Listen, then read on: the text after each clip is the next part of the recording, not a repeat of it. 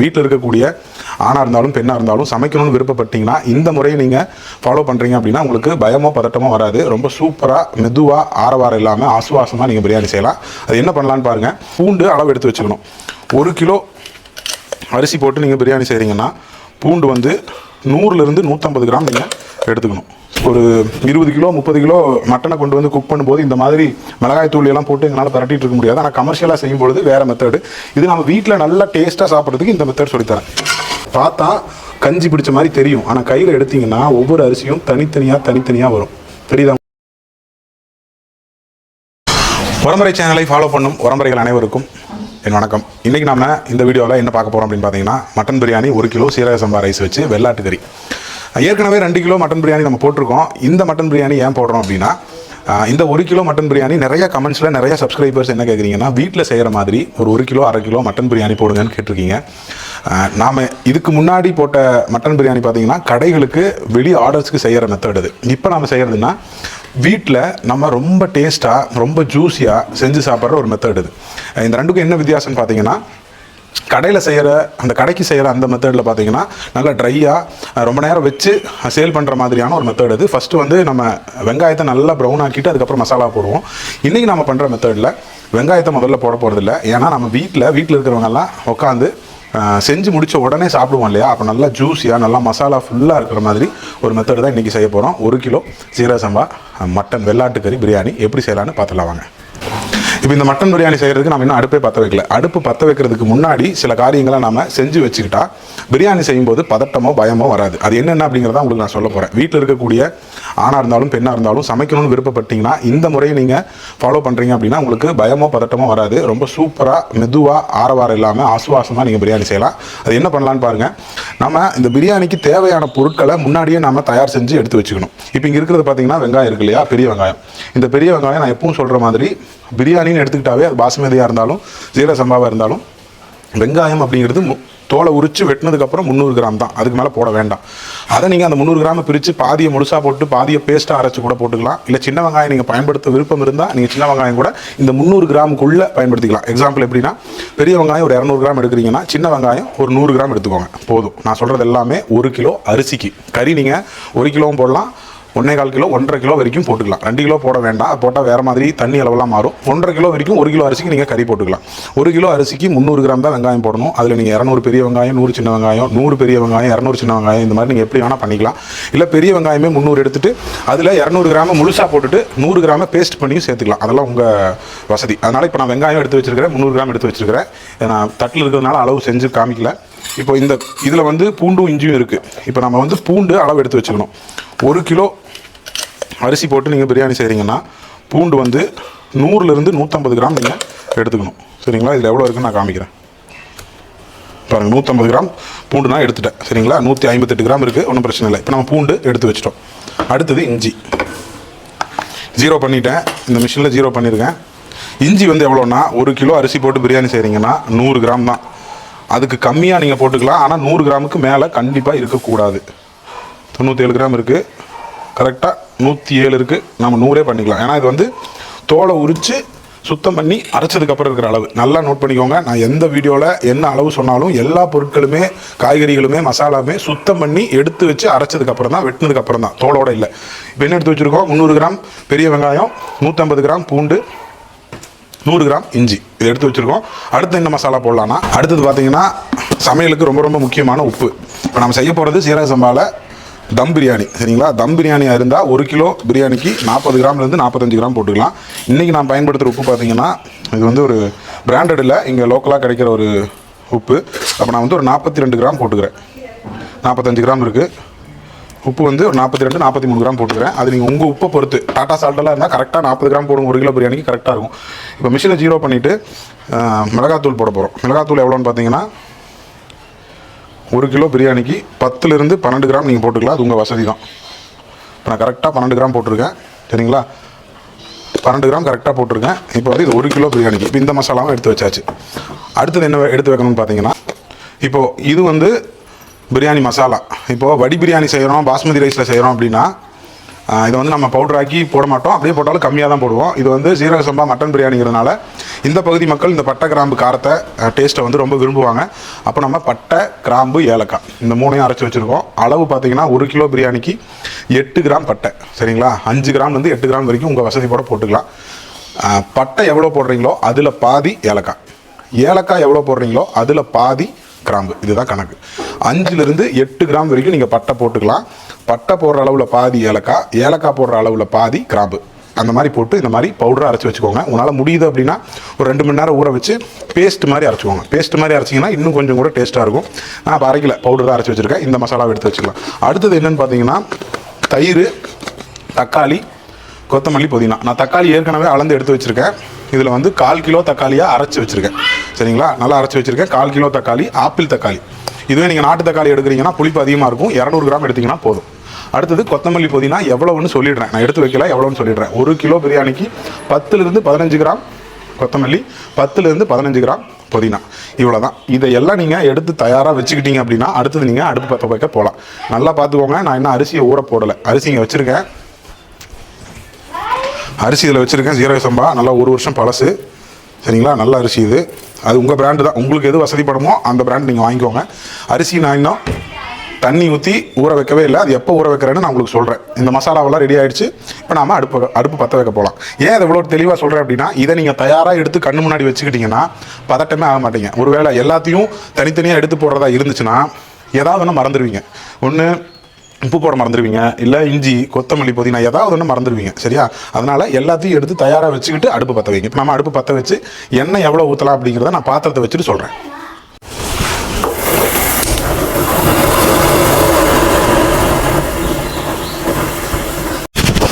இப்போ பிரியாணி செய்கிறப்போ ஒரு பாத்திரம் பார்த்தீங்கன்னா 1 கிலோ அரிசி 1 கிலோ கறி போட்டு செய்கிறீங்கன்னா 5 லிட்டர் தண்ணி பிடிக்கிற அளவுக்கு பாத்திரம் இருக்கணும்.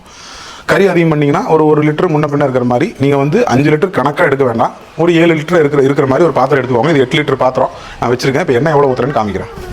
அடுப்பு பற்ற வச்சு பாத்திரம் வச்சாச்சு. இப்போ எண்ணெய் எவ்வளோன்னு சொல்கிறேன். எண்ணெய் வந்து நீங்கள் 1 கிலோ பிரியாணி செய்கிறீங்க அப்படின்னா 250 கிராம் எண்ணெயை நீங்கள் பயன்படுத்தணும். நான் சொல்கிறது கிராம், ஞாபகம் வச்சுக்கோங்க, இல்லை மில்லி இல்லை, 250 கிராம், சரியா? இப்போ நான் ஊற்றிருக்கிறது பார்த்தீங்கன்னா 250 கிராம் இருக்குது. கிட்டத்தட்ட இது 300 ml இருக்கும். இது நீங்கள் வெறும் எண்ணெயாகவும் போட்டுக்கலாம், இல்லை இதில் பாதி எண்ணெய் பாதி நெய்யாக போட்டுக்கலாம், இல்லை முழுசாக கூட நெய்யாக போட்டுக்கலாம். அது உங்கள் வசதி. கடல் எண்ணெய் முதல் ஆப்ஷன், அதுக்கப்புறம் ரீஃபைண்ட் ஆயில், சன்ஃப்ளவர் ஆயில் எல்லாம் அடுத்தடுத்தது தான். நீங்கள் உங்கள் வசதிப்பட நீங்கள் போட்டுக்கலாம். இது வந்து 250 கிராம் 1 கிலோ பிரியாணிக்கு, தம் பிரியாணிக்கு நீங்கள் கண்டிப்பாக போட்டே ஆகணும். எண்ணெய் ஊற்றி எண்ணெய் நல்லா சூடாயிடுச்சு. இப்போ அடுத்து நம்ம பூண்டு போடுறோம். ஏன் வெங்காயம் போடலை அப்படிங்கிறத நான் உங்களுக்கு சொல்கிறேன்.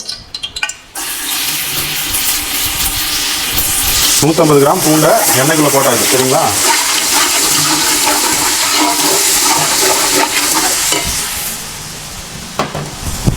நம்ம ஏன் வந்து வெங்காயத்தை போடாமல் பூண்டை போடுறோம் அப்படின்னா, இது நம்ம வீட்டில் சாப்பிட்றது, சரியா? அடுப்பு கொஞ்சம் மெதுவாக வச்சுக்கலாம். நம்ம செஞ்சு முடித்த உடனே சாப்பிட்ருவோம். அதனால் நம்மளுக்கு கொஞ்சம் ஜூஸியாக இருக்கணும். நீங்கள் வெங்காயத்தை உள்ளே போட்டு ப்ரௌன் ஆக்கிட்டீங்க அப்படின்னா பிரியாணி ரொம்ப ட்ரை ஆகிடும். அதுவும் டேஸ்ட்டாக தான் இருக்கும். பட் இதை செஞ்சிங்கன்னா கொஞ்சம் வீட்டில் சாப்பிட்றதுக்கு நல்லா டெலிஷியஸாக இருக்கும்.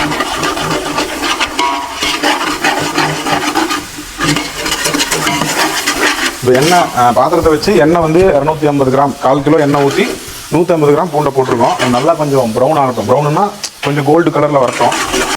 இப்போ நம்ம வந்து பூண்டு உள்ளே போட்டுறோம். பூண்டு வந்து இந்த மாதிரி பாருங்கள் நல்லா கோல்டு கலரில் வரும். பூண்டு போட்டு அது கோல்டு கலரில் வந்த உடனே அடுத்தது நம்ம இஞ்சியை போட்டுடலாம். இஞ்சி 100 கிராம். பூண்டு கூட பரவாயில்ல, பட் இஞ்சி வந்து கொஞ்சம் டேஞ்சரு. இஞ்சி போட்ட உடனே அங்கேயும் இங்கேயும் நகரக்கூடாது. இஞ்சி அடியில் உட்காந்துரும், அதாவது அடி பிடிச்சிடும். ஒவ்வொரு வீடியோலையும் ஒவ்வொரு ரெசிபி சொல்லித்தரேன்னு நினைக்காதீங்க. நான் கொடுக்குற ரெசிபி ஒன்று தான், அளவெல்லாம் ஒன்று தான்.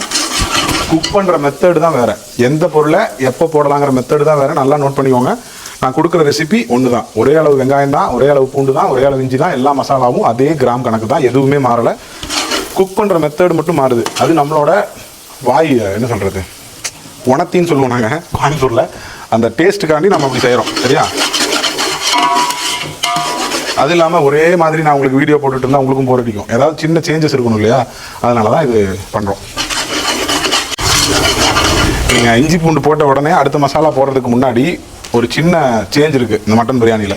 அது என்னென்னா, இந்த இஞ்சி பூண்டு போட்டதுக்கப்புறம் இந்த இஞ்சியோட ஸ்மெல் உங்களுக்கே தெரியும். ஒரு ஜிஞ்சர் டீ போட்டால் அந்த டீ ஸ்மெல் வரும் இல்லையா, ஒரு மாதிரி டீ தூளோட ஸ்மோக்கி ஃப்ளேவரும் இஞ்சியோட அந்த காரமும் சேர்ந்து ஒரு ஸ்மெல் வரும். அதே ஸ்மெல் இதில் வர ஆரம்பிக்கும். அது மட்டும் இல்லாமல் பால்கோவா மாதிரி இருக்கும். இஞ்சியும் பூண்டும் சேர்ந்து எண்ணெயில் வறுபட்டு ஒரு மாதிரி பால்கோவா கன்சிஸ்டன்சி வந்த உடனே நீங்கள் வேறு எந்த மசாலாவும் போட வேண்டாம், மட்டனை போட்டுருங்க. சரியா?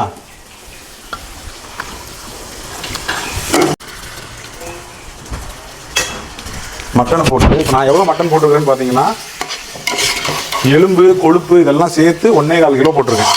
கறி வந்து 1 கிலோ தான் வரும் இதில் கணக்கு. கொழுப்பு எலும்பெல்லாம் சேர்த்து 1.25 கிலோ. இப்போ இந்த இஞ்சி பூண்டை போட்டு அதில் கறியை போட்டு நல்லா பெரட்டணும். பெரட்டும் போது அடுத்த மசாலா இதில் என்ன போடுறோம் அப்படின்னு பார்த்தீங்கன்னா, உப்பும் மிளகாய் தூளும் எடுத்து வச்சுருப்போம் நம்ம. சரியா? அந்த உப்பு மிளகாய் தூள் எவ்வளோ அளவு சொன்னேன்னு ரிவைண்ட் பண்ணி பார்த்துக்கோங்க. இப்பவும் சொல்கிறேன், கோச்சிக்காதீங்க. 40 கிராம்லேருந்து 45 கிராம் உங்கள் உப்போட பிராண்டை பொறுத்து மாறும். உப்பு 40லேருந்து 45 கிராம், மிளகாய் தூள் 10லேருந்து 15 கிராம் வரைக்கும் நீங்கள் போட்டுக்கலாம் உங்கள் காரத்தை பொறுத்து. நான் இதில் 42 கிராம் உப்பும் 12 கிராம் மிளகாய் தூளும் போட்டிருக்கேன். இதை போட்டு நல்லா கிளறி விட்டுடலாம்.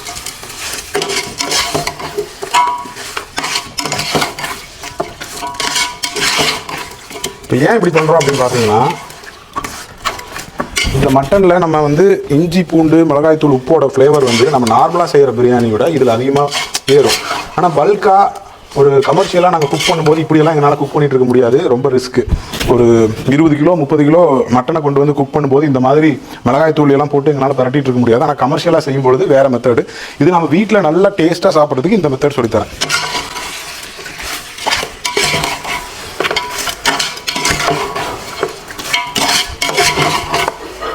இப்போ ஒரு ஒரு 2 நிமிஷம் இதை போட்டு மசாலாவில் பரட்டிட்டேன். இப்போ நம்ம வந்து வெங்காயம் போட்டுடலாம். இப்போ போட்டது ஒரு 150 கிராம் இருக்கும். அடுத்தது இது ஒரு 150 கிராம். சரிங்களா? இப்போ உங்களுக்காக கொஞ்சம் போடுறேன். சரியா? இதை போட்டதுக்கப்புறம் நல்லா கலரி விட்டுடலாம்.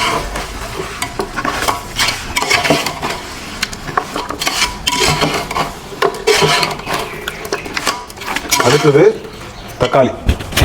நம்ம ஏற்கனவே எடுத்து வச்ச அந்த 1/4 கிலோ தக்காளியும் இதில் ஊற்றிடலாம். இந்த மாதிரி மெத்தடில் செஞ்சால் வெங்காயமெல்லாம் முழுசாக இருக்குமே அப்படின்னு சந்தேகம் வரலாம். அப்படி இருக்காது. ஏன்னா நம்ம இந்த மட்டனை வந்து கிட்டத்தட்ட அரை மணி நேரத்துலேருந்து 40 நிமிஷம் அப்படியே வேக வைக்க போகிறோம். அப்படி வேகும்போது மட்டனே வேகும்போது உள்ளுக்குள்ள இருக்கிற தக்காளி வெங்காயமெல்லாம் அப்படியே மசிஞ்சு போயிடும். அடுத்தது கொத்தமல்லி புதினா போட்டுடலாம். இப்போ இதில் கொத்தமல்லி புதினா ரெண்டையுமே கலந்து வச்சுருக்கேன். கிராம் கணக்கில் கொத்தமல்லி புதினா ரெண்டுமே 10 கிராம்லேருந்து 15 கிராம் வரைக்கும் போட்டுக்கலாம். நான் சும்மா கையளவில் போடுறேன். இது ஒரு 10 கிராம், இது ஒரு 10 கிராம். சரிங்களா? அவ்வளோதான். அதுக்கு மேலே போட வேண்டியதில்லை. நம்ம கிட்டத்தட்ட 3/4 மசாலா பொருளை உள்ளே போட்டாச்சு. இப்போ நம்ம போட வேண்டியது நம்ம அரைச்சி வச்சுருக்கிற அந்த பிரியாணி மசாலாவும் தயிர் மட்டும்தான். அந்த பிரியாணி மசாலாவையும் உள்ளே போட்டுடலாம். அரைச்சி வச்சிருக்கிற பிரியாணி மசாலா போட்டுடலாம். என்ன அளவுன்னு நான் உங்களுக்கு ஏற்கனவே சொல்லிட்டேன். 5லேருந்து 8 கிராம் வரைக்கும் நீங்கள் பட்டை போட்டுக்கலாம். நீங்கள் எவ்வளோ பட்டை போடுறீங்களோ அதில் பாதி ஏலக்காய், எவ்வளோ ஏலக்காய் போடுறீங்களோ அதில் பாதி கிராம்பு. எல்லாமே போட்டாச்சு. தயிர் மட்டும் ஊற்றணும். சரிங்களா? இப்போ எல்லா மசாலாவையும் போட்டாச்சு. தயிர் மட்டும்தான் பாக்கி. இப்போ தயிர் எவ்வளோ போடலான்னு நம்ம அப்படியே உங்களுக்கு கிராம் அளந்தே காமிச்சிடுறேன். தயிர் வந்து 100 கிராம்லேருந்து 200 கிராம் வரைக்கும் போடலாம். நீங்கள் வந்து 1 கிலோ பிரியாணிக்கு 100 கிராம் தயிர் மட்டும் போடுறீங்க அப்படின்னா 100 கிராம் தயிர் போட்டதுக்கப்புறம் ஒரே ஒரு பெரிய சைஸ் லெமன், அதை எடை வச்சு பார்த்தீங்கன்னா அப்புறம் 200 கிராம் இருக்குது. எடை வச்சு பார்த்தீங்கன்னா அந்த லெமன் வந்து 30லேருந்து 35 கிராம் வரணும். 100 கிராம் தயிர் போட்டிங்கன்னா அந்த அளவில் இருக்கிற லெமன் ஒன்று உள்ளே போட்டுக்கணும். மட்டன் பிரியாணி செய்கிறீங்கன்னா முன்னாடியே லெமன் ஊற்றிடக்கூடாது. நல்லா வெந்து கறி பிஞ்சு வந்ததுக்கப்புறம் தான் லெமன் போடணும். நான் இப்போ லெமன்லாம் போடலை. எனக்கு தேவையான புளிப்பை நான் வந்து தயிர்லேருந்தே எடுத்துக்கிறேன். அதனால் 200 கிராம் தயிர் போட்டிருக்கேன். இப்போ நம்ம இதுக்கு லெமன் கொடுக்க வேண்டிய அவசியம் இல்லை. எல்லா பிரியாணிக்கும் எலுமிச்சம்பழம் போட்டு தான் குக் பண்ணணுங்கிறதெல்லாம் அவசியம் இல்லை. அது நம்மளோட வசதி தான். மசாலாவில் நல்லா போட்டு பரட்டியாச்சு. சரிங்களா? ஒரு நண்பர் வந்து எனக்கு தனியாக ஃபோன் பண்ணி கேட்டிருந்தாரு, பிரியாணியில் கசப்பு வருதுன்னு. இப்போ தம் பிரியாணி செய்கிறப்ப இந்த சைட்லையெல்லாம் ஒட்டி இருக்கு பார்த்தீங்களா, இந்த பாத்திரத்தோட சைடில் ஒட்டி இருக்கும். அதை அப்பப்போ எடுத்து விட்டுட்டே இருக்கணும். ஏன்னா பாத்திரம் சூடாக அந்த சைடில் ஒட்டி இருக்கிறதெல்லாம் கருகிடும். கருகுச்சுன்னா அது உங்களுக்கு கசப்பு கொடுக்கும். சரிங்களா, அதுவும் ஒரு காரணம். இப்போ நல்லா அந்த மசாலாவில் போட்டு மட்டனை பரட்டியாச்சு. நம்ம இதுக்கு தண்ணி ஊற்ற போகிறோம். எவ்வளோ தண்ணின்னு நான் உங்களுக்கு சொல்கிறேன். சீரக சம்பா அரிசி எடுத்து பிரியாணி செய்கிறீங்க அப்படின்னா 1லேருந்து 1.25 கிலோ கறி போடுறீங்க அப்படின்னா 1 கிலோ அரிசிக்கு 1.5 லிட்டர் தண்ணி கரெக்டாக இருக்கும். சரிங்களா, இப்போ நான் இது வந்து 1 லிட்டர் பாத்திரம். இதில் நான் ஊற்றுறேன் உங்களுக்கு 3/4 லிட்டர் ஊற்றிருக்கேன். சரிங்களா, 3/4 லிட்டர்லேருந்து ஒரு 800 மில்லி தண்ணி ஊற்றிருக்கேன். இந்த தண்ணி இப்போ போதும். எதனால் அப்படி சொல்கிறேன் அப்படின்னா, இப்போ இது வந்து கறி வேகிறதுக்கு மட்டும்தான் இந்த தண்ணி நம்ம இதில் ஊற்றிருக்கோம். மொத்தமாக நம்ம 1.5 லிட்டர் ஊற்ற போகிறோம். இதில் வந்து 3/4 லிட்டர் ஊற்றிருக்கோம். இன்னொரு 3/4 லிட்டர் வந்து கறி வெந்ததுக்கப்புறம் உலைக்காக 3/4 லிட்டர் ஊற்றிக்கலாம். நீங்கள் மொத்தமாக 1.5 லிட்டர் ஊற்றிட்டீங்கன்னு வச்சுங்களேன், நீங்கள் தெரியாதனமாக அடுப்பு வேகமாக வச்சு தண்ணியெல்லாம் சுண்டிடுச்சுன்னா அப்படியே அரிசியை நீங்கள் கொட்டிடுவீங்க. அப்படியே கொட்டும்போது அப்போ வந்து அரிசி உங்களுக்கு நல்லா வேகாது, அரிசியாக இருக்கும். அதனால் வெறும் பாதி அளவு தண்ணி மட்டும் இப்போ கொடுக்குறோம். கறி வெந்ததுக்கப்புறம் மீதி பாதியை கொடுத்துட்டு உலை கொதி வந்த உடனே அரிசியை நம்ம உள்ளே கொட்டிடலாம். இன்னும் நான் அரிசியை ஊற வைக்கவே இல்லை, நல்லா நோட் பண்ணிக்கோங்க.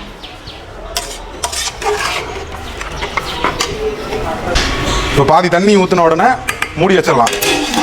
நல்லா மூடி வச்சதுக்கப்புறம்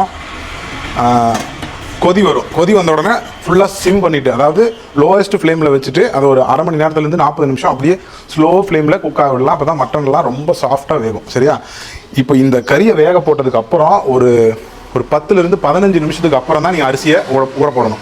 என்ன கணக்குன்னா, சீரக சம்பா 1 வருஷம் பழசு அப்படின்னா அந்த அரிசி 45 நிமிஷத்துக்கு மேலே ஊறவே கூடாது. ஒருவேளை கடைக்கார்ட்ட கேளுங்க, அது ஒரு 6 மாத பழசு அப்படின்னா 20 நிமிஷத்துக்கு மேலே அது ஊறவே கூடாது. அதையும் தாண்டி புது அரிசியாக இருந்தால் அதை வாங்காதீங்க. சரியா, அரிசியை வாயில் போட்டு மென்று பார்த்தா தெரியும், கடிக்கிறதுக்கே ரொம்ப கஷ்டமாக இருக்கும். அதுதான் உங்களுக்கு 1 வருஷம் பழசு. இந்த 1 வருஷம் பழசான அரிசியை அரை மணி நேரத்துலேருந்து 3/4 மணி நேரத்துக்குள்ளே தான் நீங்கள் ஊற வைக்கணும். அதிகமாக ஊற வச்சிட்டாலோ இல்லை சப்பை தண்ணியில் ஊற வச்சிட்டாலோ அரிசி ரொம்ப உப்பி வந்துடும். அது சீரக சம்பா மாதிரி இருக்காது. நான் எப்போ ஊற வைக்கணும்னு ஊற வைக்கும்போது நான் சொல்கிறேன். இப்போ இதை நம்ம ஹையில் வச்சுருக்கோம். இது ஒரு கொதி வந்ததுக்கப்புறம் லோ ஃப்ளேமில் வச்சு ஒரு 1/2 ஹவருக்கு நம்ம விட்டுடலாம். சரியா, இங்கே பாருங்கள், மட்டன் வேகிறதுக்கு தண்ணி ஊற்றி ஹை ஃப்ளேமில் வச்சோம். கொதி வந்துருச்சு. இப்போ நல்லா மூடிடலாம். மூடி மேலே ஒரு வெயிட் வச்சிட்றேன். இந்த பாத்திரம் நல்லா வெயிட் வச்சதுக்கப்புறம் லோ ஃப்ளேமில் வச்சிட்றேன். இருக்கிறதுலையே லோ ஃப்ளேமில் வச்சுருக்கேன். ஒரு அரை மணி நேரத்துலேருந்து 40 நிமிஷத்தில் மட்டன் எப்படி வெந்திருக்குன்னு உங்களுக்கு நான் காமிக்கிறேன். இப்போ நம்ம மட்டனுக்கு தண்ணி ஊற்றி ஒரு கொதி வந்த உடனே சிம் ஃப்ளேமில் கிட்டத்தட்ட அரை மணி நேரத்துலேருந்து 35 நிமிஷமாக இந்த வெயிட்லேயே ஒரு ப்ரெஷர் குக்கர் மாதிரி உள்ளே வெந்துக்கிட்டு இருக்கு. இப்போது திறந்து செக் பண்ணிடலாம். இது எப்படி வெந்திருக்குன்னு எனக்கு தெரியாது. இப்போ உங்களுக்கு அது எப்படி வெந்திருக்குன்னு நான் காமிக்கிறேன். மட்டன் வெந்திருக்கான்னு பார்க்குறதுக்கு இந்த மாதிரி ஒரு பச்சை தண்ணியை ஒரு குண்டால் எடுத்துக்கோங்க. சின்ன பாத்திரத்தில் அந்த மட்டன் கறி எடுத்து உள்ளுக்குள்ளே இப்படி போட்டுருங்க. போட்டுட்டு அதுக்கப்புறமா எடுத்து கறியை அமுத்தி பாருங்கள். இங்கே பாருங்கள், கலண்டு வருதா? உங்களுக்கு தெரியுதுன்னு நினைக்கிறேன். நல்லா கலண்டு வருது. இது வந்து கிட்டத்தட்ட இப்போ ஒரு 65-70% வெந்திருக்கு. இப்போ நம்ம அரிசியை ஊற வைக்கணும். சரியா, இதுக்கப்புறம் நம்ம இதே கொதியில் இதே ஹீட்டில் இந்த மட்டனை இன்னும் கொஞ்சம் ஒரு 10 நிமிஷம் விட போகிறோம். அப்போ தான் நல்லா சாஃப்ட் ஆகும். இந்த டைமில் நம்ம அரிசிக்குள்ளே தண்ணி ஊற்றி ஊற வச்சோம்னா அந்த அரிசி ஊறுறதுக்கும் இந்த மட்டன் வேகிறதுக்கும் மறுபடியும் வள தண்ணி ஊற்றி கொதி வந்த உடனே தம் போடுறதுக்கும் கரெக்டாக இருக்கும். இதுதான் கணக்கு. இதை கரெக்டாக பண்ணிட்டீங்கன்னா நீங்கள் மட்டன் பிரியாணியை சூப்பராக பண்ணலாம். இதை அப்படியே நம்ம மூடி வச்சுட்டு அரிசியில் நம்ம இப்போ தண்ணி ஊற்றிடலாம்.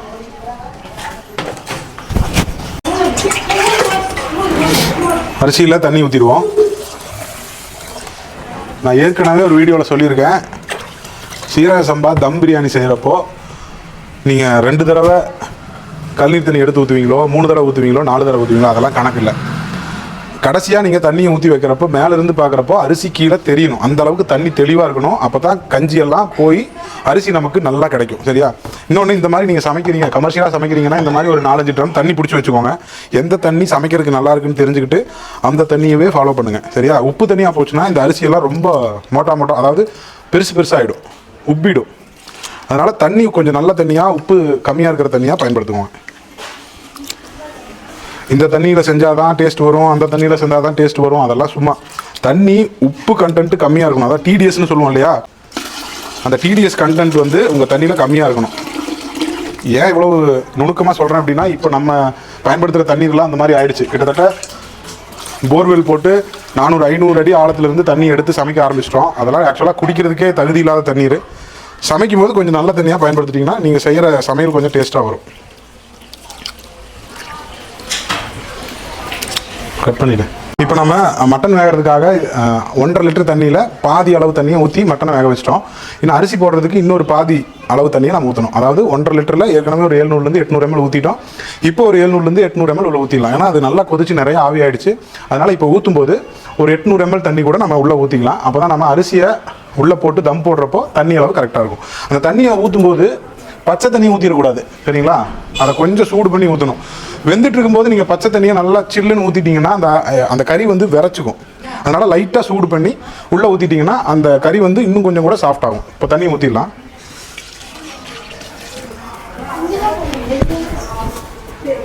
தண்ணியை ஊற்றிட்டு இந்த உலை கொதிக்கிறதுக்காக வெயிட் பண்ணுவோம். கொதிச்சிருச்சுன்னா அரிசியை வடிகட்டி உள்ளுக்குள்ளே நம்ம தம் போட்டுடலாம்.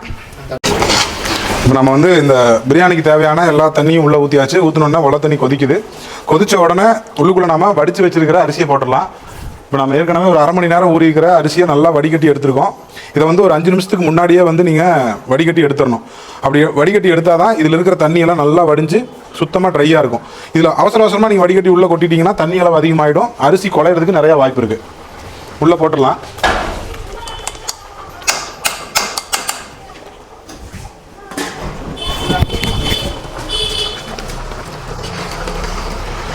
இப்போ அரிசியை உள்ளே கொட்டின உடனே நீங்கள் இதை கிளறக்கூடாது. அரிசியை உள்ளே கொட்டி ஒரு 30 செகண்ட் to 1 நிமிஷம் ஆகணும். ஆனதுக்கப்புறம் அதை கிளறினீங்கன்னா தான் அரிசி உடையாது. இல்லைனா நம்ம வடிகட்டி வச்சதுக்கு அதுக்கும் உள்ளே கொட்டி கிளறின உடனே அது உடஞ்சிரும். அப்புறம் குருணை மாதிரி ஆகிடும். முழுசாக நமக்கு அரிசி கிடைக்காது. இப்போ ஒரு 30 செகண்ட் ஆகிடுச்சு. இப்போ நம்ம லைட்டாக கிளறி விட்டுருவோம். பாருங்கள், நான் ஏற்கனவே ஒரு பாஸ்மதி பிரியாணி தம் பிரியாணியில் சொன்ன மாதிரி உள்ளே இப்படி கரண்டியை விட்டு இப்படி தள்ளினீங்கன்னா மேலே அரிசி வரணும், ஆனால் நிறையா வரக்கூடாது. அரிசி அப்படி வரல அப்படின்னா நீங்கள் தண்ணி அதிகமாக ஊற்றிட்டீங்கன்னு அர்த்தம். அரிசி நிறையா வந்துருச்சு அப்படின்னா தண்ணி வந்து கம்மியாக இருக்குன்னு அர்த்தம். இப்போ நம்ம பர்ஃபெக்டாக தண்ணி அளவு ஊற்றிருக்கோம். இதை நம்ம அப்படியே கிளறிக்கிட்டே இருக்கலாம். அந்த அரிசி வந்து இந்த சாரை வந்து நல்லா உள்ளே உறிஞ்சி நல்லா அது வேக ஆரம்பிக்கும், நல்லா தம்மாக ஆரம்பிக்கும். அது எப்படின்னு உங்களுக்கு காமிக்கிறேன். தம் பிரியாணி பொறுத்த வரைக்கும் நீங்கள் மசாலா தண்ணியில் அரிசியை கொட்டினதுக்கப்புறம் அது கொஞ்சம் கொஞ்சமாக தண்ணியை குடிக்கும். அது குடிக்க ஃப்ளேமை வந்து நீங்கள் கம்மி பண்ணிக்கிட்டே வரணும், சரிங்களா? ஒரே ஃப்ளேமில் வச்சு கிளறிட்டு இருந்தீங்கன்னா அரிசி வந்து சீக்கிரம் வந்து அது ட்ரை ஆகி அரிசிக்குள்ளே அந்த சாறு போகாமல் ஆவியாக போயிடும். நல்லா புரிஞ்சுக்குங்க. ஹை ஃப்ளேமில் வச்சு நீங்கள் அரிசியை கிளறினீங்கன்னா சீக்கிரம் ஆவியாக போயிடும், அரிசிக்குள்ளே அந்த சாறு போகாது. அதனால் கொஞ்சம் கொஞ்சமாக ஃப்ளேமை குறைச்சிக்கிட்டே வரணும், கிளறிக்கிட்டே இருக்கணும். அப்போ தான் அந்த சாறு அந்த ஃப்ளேவர் எல்லாமே அந்த அரிசிக்குள்ளே இறங்கும். நம்ம அரிசியை உள்ளே போட்டு இப்போ ஒரு 2 நிமிஷம் ஆகிருக்கும், கிளறிக்கிட்டே இருந்தோம். இப்போ நீங்கள் வந்து பார்த்தா தெரியும் உங்களுக்கு அரிசி வந்து நல்லா தண்ணியை அந்த சாரை வந்து குடித்து கொஞ்சம் கொஞ்சமாக தம்மாக ஆரம்பிக்குது. இப்போ நம்ம ஃப்ளேமை வந்து கொஞ்சம் கம்மி பண்ணிக்கலாம். நான் ஹை மீடியம் ஃப்ளேம்லேருந்து மீடியம் ஃப்ளேமுக்கு கொண்டு வந்திருக்கேன். High flame, high medium flame, low flame, அப்புறம் இருக்கிறதுலே லோயஸ்ட் ஃப்ளேம். இந்த மாதிரி 5ஆக பிரிச்சுக்கோங்க. பிரிச்சுக்கிட்டு குக் பண்ண கற்றுக்கோங்க. உங்களுக்கு எந்த சமையலாக இருந்தாலும் ஈஸியாக வரும். இந்த 5 ஃப்ளேமில் எந்த ஃப்ளேம் ரொம்ப பெஸ்ட்டான ஃப்ளேம் அப்படின்னு என்ன கேட்டிங்கன்னா மீடியம் ஃப்ளேம். 5 ஃப்ளேம்லேயும் நடுவில் இருக்குது பாருங்கள் மீடியம் ஃப்ளேம். அந்த மீடியம் ஃப்ளேம் தான் நீங்கள் குக் பண்ணுறதுக்கு சரியான ஃப்ளேம். அதனால் நீங்கள் எதை சமைக்க கற்றுக்கிட்டாலும் மீடியம் ஃப்ளேமில் கற்றுக்கோங்க, சூப்பராக வரும். இப்போ இந்த அரிசி வந்து கொஞ்சம் கொஞ்சமாக நம்ம பிரியாணி மசாலாவை உள்ளே இழுத்து அப்படியே தம்மாக ஆரம்பிக்குது. உங்களுக்கு பார்த்தாவே தெரியும். இப்போ நம்ம இதை தம் போடும்போது எப்படி தம் போடணும் அப்படின்னா இதில் தெரிகிற தண்ணி எல்லாத்தையுமே முழுசாக ட்ரை பண்ணிடணும், சரிங்களா? ஒரு உப்புமாவை கோதுமை ரவை உப்புமாவை எப்படி செய்வோமோ அந்த மாதிரி நல்லா ட்ரை பண்ணி விட்டுட்டோம்னா பாத்திரத்துக்கு கீழே இருக்கிற தண்ணியெல்லாம் நல்லா ட்ரை ஆகிடும். மேலே மட்டும் தண்ணி இருக்கும். அப்போ மூடியை போட்டு மேலே தங்கு கொடுத்தோம்னா பர்ஃபெக்டாக தம் ஆகிடும். ஆல்மோஸ்ட் நம்ம தம் போடுற கண்டிஷனுக்கு வந்துட்டோம். இப்போ பாருங்கள், இதில் என்னென்னா நம்ம இந்த பிரியாணி செஞ்சுட்டு இருக்கிறப்போ இதில் நான் உப்பும் பார்க்கல, காரமும் பார்க்கல, புளிப்பு எந்த டேஸ்ட்டையும் பார்க்கல. ஏன்னா நம்ம போடுறது எல்லாமே வந்து SOP கிராம் கணக்கில் போடுறோம். மிஸ் ஆகிறதுக்கு சான்ஸே இல்லை. ட்ரை பண்ணி பாருங்கள். இன்னும் கொஞ்சம் கூட ஃப்ளேமை வந்து லோ பண்ணிடலாம். இருக்கிறதுலே லோ ஃப்ளேமில் வச்சுருக்கேன். நல்லா தண்ணியெல்லாம் ட்ரை ஆகிடுச்சு. இப்போ நம்ம தம் போட வேண்டியதுதான். நான் இதை தள்ளுறேன் பாருங்கள். உங்களுக்கு பாத்திரத்தோட அடிப்பகுதி தெரியும், தெரியுதுங்களா? இதோ தெரியுதா? இந்த அளவுக்கு தண்ணி வந்து ட்ரை பண்ணிடணும். ட்ரை பண்ணிவிட்டு இதை நல்லா இது தேய்ச்சி விட்டுட்டு ஃப்ளேம் வந்து லோவில் தான் இருக்குது, மறந்துடாதீங்க. சைடில் இருக்கிற அரிசியெல்லாம் நல்லா எடுத்து விட்டுட்டு நல்லா மட்டமாக தேய்ச்சி விட்டுட்டு இப்போ நம்ம மூடிடலாம். கங்கு கொடுக்க வேண்டியதுதான். கங்கு கொடுத்தோம்னா நல்லா ஈஸியாக தம் ஆகிடும்.